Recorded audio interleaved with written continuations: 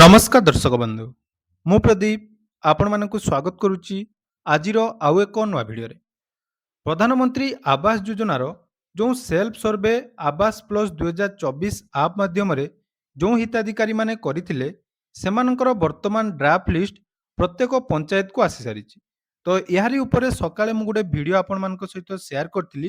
ଯେଉଁଥିରେ ବର୍ତ୍ତମାନ ଆପଣମାନଙ୍କ ପଞ୍ଚାୟତରେ ଆବାସ ପ୍ଲସ୍ 2024 ସର୍ଭେ ରିପୋର୍ଟ ଯେଉଁଟାକି ଡ୍ରାଫ୍ଟ ରିପୋର୍ଟ ଆସିଛି ଏବଂ ଆପଣମାନଙ୍କ ଅଞ୍ଚଳରେ ଯେଉଁ ସବୁ ହିତାଧିକାରୀମାନେ ଆବାସ ଯୋଜନାର ଘର ପାଇବା ପାଇଁ ଯେଉଁଟାକି ଆପଣଙ୍କର ସେଲ୍ଫ ସର୍ଭେ କରିଥିଲେ ସେମାନଙ୍କର ପୁରା ଡିଟେଲ୍ସ ଲିଷ୍ଟ ଆସିଛି ଏବଂ ଏହି ଲିଷ୍ଟ ସହିତ ଆପଣମାନଙ୍କର ଯେଉଁ ପ୍ରାୟୋରିଟି ଲିଷ୍ଟ ଅର୍ଥାତ୍ କେଉଁମାନେ ଏଲିଜିବୁଲ୍ ଅଛନ୍ତି ଲିଷ୍ଟରେ ସମସ୍ତଙ୍କର ନାମ ରହିଛି, କିନ୍ତୁ ତାପରେ ମଧ୍ୟ ଗୋଟେ ର୍ୟାଙ୍କ ରହିଛି। ତ ସେଇ ର୍ୟାଙ୍କ ଅନୁସାରେ ଆପଣମାନଙ୍କ ଅଞ୍ଚଳରେ ବା ଆପଣମାନଙ୍କ ପଞ୍ଚାୟତରେ କେଉଁମାନେ ପ୍ରଥମେ ଘର ପାଇବା ପାଇଁ ଯୋଗ୍ୟ ଅଟନ୍ତି ତାର ଗୋଟେ ନମ୍ବରିଂ ଆପଣମାନଙ୍କୁ ଦିଆଯାଇଛି। ତ ଏଇ ଭିଡ଼ିଓରେ ଆପଣମାନଙ୍କର ବହୁତ ସାରା କମେଣ୍ଟ ଆସୁଛି ଯେ ପ୍ରଧାନମନ୍ତ୍ରୀ ଆବାସ ଯୋଜନାର ଯେଉଁ ଲିଷ୍ଟଟି ଆସିଛି ଏଇଟା ଆମେ କ'ଣ ପାଇଁ ଅନଲାଇନରେ ଦେଖିପାରୁନାହୁଁ, ବା ଯେଉଁ ଲିଷ୍ଟ ମୁଁ ଆପଣମାନଙ୍କୁ ଦେଖେଇଲି ସେଇଟା ଆପଣମାନଙ୍କର ଜେନୁଇନ୍ ଲିଷ୍ଟ କି ନୁହେଁ, ଏହାରି ଉପରେ ବହୁତ ସାରା କ୍ୱେଶ୍ଚନ୍ ରହିଛି। ତା ସହିତ ବହୁ ଜଣ ମଧ୍ୟ କ୍ୱେଶ୍ଚନ୍ କରୁଛନ୍ତି ଯେ ଆମେ ଯେଉଁ ଆବାସ ପ୍ଲସ୍ ସର୍ଭେ ଆପ୍ ମାଧ୍ୟମରେ ସେଲ୍ଫ ସର୍ଭେ କରିଥିଲୁ ସେଥିରେ ଆପଣମାନଙ୍କର କେଉଁମାନଙ୍କୁ ଭେରିଫାଇ କରାଗଲା ଏବଂ କେମିତି ଭେରିଫାଇ କରି ଲିଷ୍ଟ ଆସିଛି ସେ ବିଷୟରେ ଆପଣମାନଙ୍କର ବହୁତ ସାରା କମେଣ୍ଟ ଥିଲା। ତେଣୁ ଆସନ୍ତୁ ଆଜିର ଏହି ଭିଡ଼ିଓରେ ମୁଁ ଆପଣମାନଙ୍କୁ ସେଇ ଲିଷ୍ଟ ବିଷୟରେ ଡିଟେଲ୍ସ କହିବି ଏବଂ ଆପଣମାନେ କେମିତି ସେଇ ଲିଷ୍ଟ ପାଇପାରିବେ ସେ ବିଷୟରେ ମଧ୍ୟ ଆପଣମାନେ ଏହି ଭିଡ଼ିଓରେ ଜାଣିପାରିବେ। ତା ପୂର୍ବରୁ ଯଦି ଚ୍ୟାନେଲକୁ ପ୍ରଥମ ଥର ଭିଜିଟ୍ କରୁଛନ୍ତି ଭିଡ଼ିଓକୁ ଲାଇକ୍ କରିବେ, ଚ୍ୟାନେଲକୁ ସବସ୍କ୍ରାଇବ୍ କରିବା ସହିତ ପାଖରେ ଥିବା ବେଲ୍ ଆଇକନକୁ କ୍ଲିକ୍ କରି ଅଲ୍ରେ ସେଟ୍ କରିଦେବେ। ସର୍ବପ୍ରଥମେ ଦେଖନ୍ତୁ ଆବାସ ପ୍ଲସ୍ ସର୍ଭେ ଯେଉଁଟାକି 2024 ଆପ୍ ମାଧ୍ୟମରେ ଆପଣମାନେ କରିଥିଲେ, ଗତ 2 ବର୍ଷ ହେଲେ ଆମ ରାଜ୍ୟରେ କୌଣସି ବି ନୂଆ ହିତାଧିକାରୀଙ୍କୁ ଆବାସ ଯୋଜନାର ଘର ମିଳିନାହିଁ। ଯେଉଁମାନେ ବି ଘର ପାଇଛନ୍ତି ସେମାନେ ସମସ୍ତେ ଅନ୍ତୋଦୟ ଗୃହ ଯୋଜନାରେ ରାଜ୍ୟ ସରକାରଙ୍କ ତରଫରୁ ଘର ପ୍ରଦାନ କରାଯାଇଛି। ତେଣୁ ବହୁତ ଲୋକ ଆବାସ ଯୋଜନାର ଘରକୁ ଅପେକ୍ଷା କରିଥିଲେ। ଏ ବିଷୟରେ ପୂର୍ବରୁ ମଧ୍ୟ ଆପଣମାନେ ଜାଣିଥିବେ, ବିଭାଗୀୟ ମନ୍ତ୍ରୀ ବାରମ୍ବାର ଆପଣମାନଙ୍କୁ ଡେଟ୍ ମଧ୍ୟ ଦେଉଥିଲେ 2025 ଜୁଲାଇରୁ ବର୍ତ୍ତମାନ 2026 ଜୁଲାଇ ମଧ୍ୟ ପହଞ୍ଚିଗଲା। ତେଣୁ ଫାଇନାଲି ପ୍ରତ୍ୟେକ ପଞ୍ଚାୟତରେ ଆବାସ ପ୍ଲସ୍ର ଯେଉଁ ଡ୍ରାଫ୍ଟ ରିପୋର୍ଟ ରହିଛି ବା ଡ୍ରାଫ୍ଟ ଲିଷ୍ଟ ଆସିଛି। ତ ଏଇ ଡ୍ରାଫ୍ଟ ଲିଷ୍ଟ କ'ଣ? ଡ୍ରାଫ୍ଟ ଲିଷ୍ଟ ଅର୍ଥାତ୍ ଯେଉଁ ଆବାସ ପ୍ଲସ୍ ସର୍ଭେ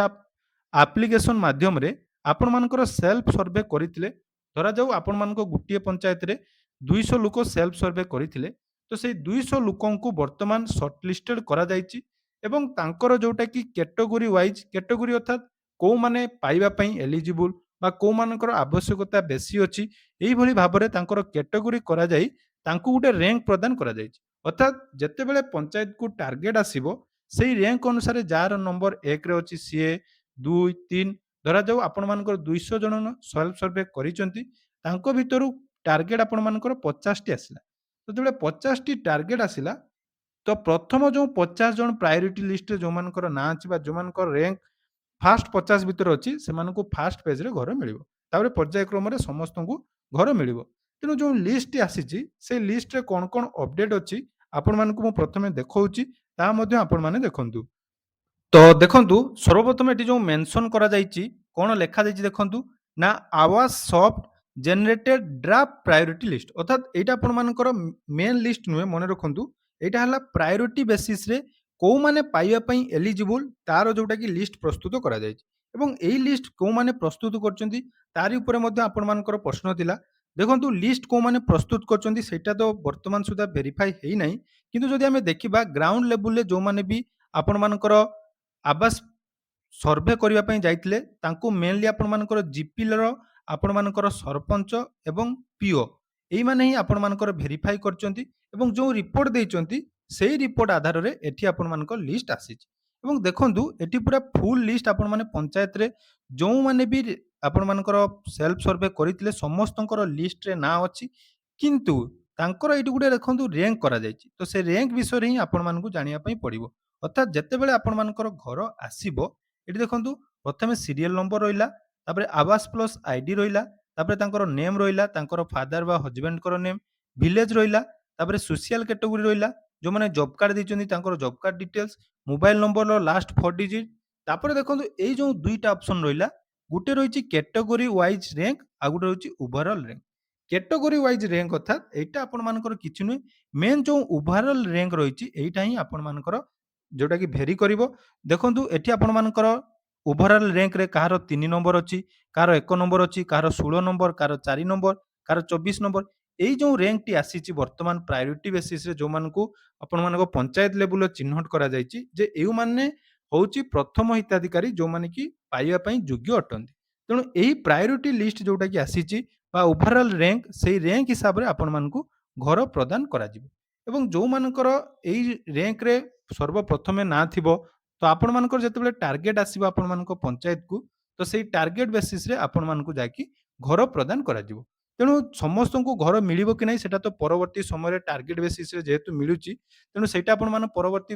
ସମୟରେ ଜାଣିପାରିବେ କିନ୍ତୁ ଯୋଉମାନଙ୍କର ଲିଷ୍ଟରେ ନାଁ ଅଛି ସେମାନଙ୍କର ବର୍ତ୍ତମାନ ଯୋଉଟା କି ପ୍ରାୟୋରିଟି ରାଙ୍କ ତିଆରି କରିଦିଆଯାଇଛି ତେଣୁ ଏହି ପ୍ରାୟୋରିଟି ରାଙ୍କ ହିସାବରେ ଆପଣମାନଙ୍କୁ ପରବର୍ତ୍ତୀ ସମୟରେ ଗୃହ ପ୍ରଦାନ କରାଯିବ ତାପରେ ଆସିଲା ଦେଖନ୍ତୁ ବହୁତ ଜଣଙ୍କର କମେଣ୍ଟ ଆସୁଛି ଯେ ଏଇ ଲିଷ୍ଟ ଆମେ କୋଉଠୁ ପାଇବା ଦେଖନ୍ତୁ ଏଇଟା ହଉଛି ଆପଣମାନଙ୍କର ପବ୍ଲିକା ଲିଷ୍ଟ କିନ୍ତୁ ଆପଣମାନେ ପୋର୍ଟାଲରୁ ଏଇଟା ଡାଉନଲୋଡ କରିପାରିବେନି ଏଇଟା ଆପଣମାନଙ୍କର ପଞ୍ଚାୟତର ଯୋଉ ଆପଣମାନଙ୍କର ପିଓ ଏବଂ ଜିଆରଏସ୍ ରହିଛନ୍ତି ସେମାନେ ଆପଣମାନଙ୍କର ପଞ୍ଚାୟତରେ ଏଇ ଲିଷ୍ଟଟି ଛପା ଯାଉଛି ପ୍ରତ୍ୟେକ ପଞ୍ଚାୟତରେ ଆଉ ଆଗାମୀ ଗୋଟିଏ ସପ୍ତାହ ଭିତରେ ଏଇ ଲିଷ୍ଟଟି ଯୋଉଟା କି ପବ୍ଲିଶ କରାଯିବ ଆପଣମାନେ ଚାହିଁଲେ ନିଜର ସରପଞ୍ଚ ବା ପିଓ ବା ଜିଆରଏସ୍ ସହିତ ଯୋଗାଯୋଗ କରି ଏଇ ଲିଷ୍ଟ ମଧ୍ୟ ପାଇପାରିବେ ତେଣୁ ବହୁତ ଜଣଙ୍କର କମେଣ୍ଟ ଥିଲା ଯେ ଆମକୁ ଏଇ ଲିଷ୍ଟ ପ୍ରଦାନ କରନ୍ତୁ ଲିଷ୍ଟ ଦେଖନ୍ତୁ କେବଳ ଆପଣମାନଙ୍କ ପଞ୍ଚାୟତରେ ହିଁ ଆଭେଲେବୁଲ ରହିବ ତାପରେ ଦେଖନ୍ତୁ ଯଦି ଆପଣମାନେ ସେ ସମୟରେ ସେଲ୍ଫ ସର୍ଭେ କରିଥିଲେ ଆପଣ ଆପଣମାନଙ୍କର ନାଁ ଏଠି ବହୁତ ତଳେ ଅଛି ବା ରାଙ୍କ ଆପଣମାନଙ୍କର ବହୁତ କମ୍ ଅଛି ଆପଣମାନେ କିନ୍ତୁ ଏଲିଜିବୁଲ ଅଟନ୍ତି ଯୋଉଟା କି ଆବାସ ଘର ପାଇବା ପାଇଁ ତାହେଲେ ପ୍ରତ୍ୟେକ ପଞ୍ଚାୟତରେ ଏଇ ଡ୍ରାଫ୍ଟ ଲିଷ୍ଟ ଉପରେ ଆପଣମାନଙ୍କର ଗୋଟେ କମ୍ପ୍ଲେନ ବକ୍ସ ବା ଅଭିଯୋଗ ବକ୍ସ ଲଗାଯାଇଛି ସେଠି ଆପଣମାନେ ପଞ୍ଚାୟତକୁ ଭିଜିଟ୍ କଲେ ଦେଖିପାରିବେ ଯେହେତୁ ଗୋଟେ ଭଲ ପଦକ୍ଷେପ ନିଆଯାଇଛି ଯଦି ଆପଣମାନଙ୍କ ଏରିଆରେ କେଉଁ ଜଣେ ଅଯୋଗ୍ୟ ବ୍ୟକ୍ତିଙ୍କ ନାମ ଏଇ ଲିଷ୍ଟରେ ଅଛି ବା ଆପଣମାନଙ୍କ ନାଁ ବହୁତ ତଳେ ଅଛି ଯୋଉଟା କି ଆପଣମାନେ ଏଲିଜିବୁଲ ଅଟନ୍ତି କିନ୍ତୁ ବହୁତ ତଳେ ନାଁ ଅଛି ଆପଣମାନେ ଚାହିଁଲେ ସେଠି ଆପଣଙ୍କର ଅଭିଯୋଗ ମଧ୍ୟ ସବମିଟ୍ କରିପାରିବେ ତେଣୁ ଏଇ ଫର୍ମ ଆପଣମାନଙ୍କୁ ଯଦି ପାଇବା ପାଇଁ ଚାହୁଁଛନ୍ତି ତାହେଲେ ନିହାତି ଆପଣମାନଙ୍କର ଜିଆରଏସ୍ ବା ପିଓଙ୍କ ସହିତ ଯୋଗାଯୋଗ କରନ୍ତୁ ସେମାନେ ଆପଣମାନଙ୍କୁ ଏଇ ଲିଷ୍ଟଟି ପ୍ରଦାନ କରିବେ ଏବଂ ଏଇ ଲିଷ୍ଟ ବେସିସରେ ଆପଣମାନଙ୍କର ପରବର୍ତ୍ତୀ ସମୟରେ ଘର ପ୍ରଦାନ କରାଯିବ ତେଣୁ ଏହା ଥିଲା ଆବାସ ଯୋଜନା ଉପରେ ବହୁତ ସାରା ଡାଉଟ୍ ବା ଯେଉଁ ଦୀର୍ଘ ଦିନର ଅପେକ୍ଷାର ଅନ୍ତ ଘଟିଛି ଖୁବ୍ ଜଲ୍ଦି ଆଉ 2 ମାସ ଭିତରେ ଆପଣମାନଙ୍କର ଯୋଉଟା କି ଫାଷ୍ଟ ପେଜ୍ର ଟାର୍ଗେଟ୍ ଆସିଯିବ ଏବଂ ସେଇ ଟାର୍ଗେଟ୍ ବେସିସ୍ରେ ଆପଣମାନଙ୍କୁ ମଧ୍ୟ ଘର ମିଳିବ ତେଣୁ ଯେଉଁମାନେ ବି ଏହି ଲିଷ୍ଟ ପାଇବା ପାଇଁ ଚାହୁଁଛନ୍ତି ସେମାନେ ନିହାତି ଆପଣଙ୍କର ପଞ୍ଚାୟତ ଭିଜିଟ୍ କରନ୍ତୁ ଏବଂ ଆପଣଙ୍କ ଲିଷ୍ଟ ପାଆନ୍ତୁ ତା ସହିତ ଯେଉଁମାନଙ୍କର